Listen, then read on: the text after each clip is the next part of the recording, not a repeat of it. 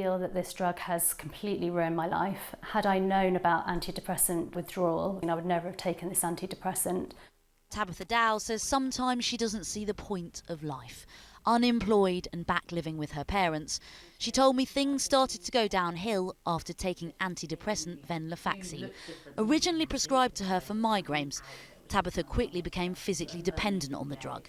When she tried to come off it, this is what happened. Her face freezes and her eyebrows spasm. So I had this crushing head pressure in my forehead, which felt like I'd been smashed by a brick, sort of crushing really, really hard. And that symptom lasted for over 6 months every day, this feeling of being trapped inside my head. Tabitha is not alone. In Britain, currently 1 in 11 patients have been prescribed a potentially addictive drug, while in the last decade the amount of antidepressant prescriptions has more than doubled in England. A survey also found that almost 8% of adults have taken a prescription-only painkiller not prescribed to them.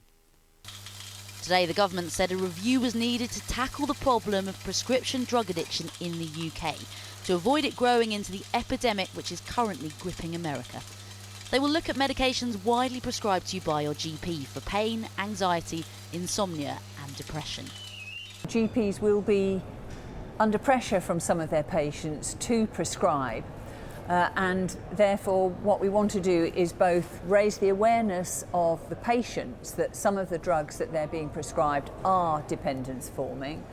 Tabitha says she was not warned by doctors about the potential withdrawal effects after she became physically dependent on the drug.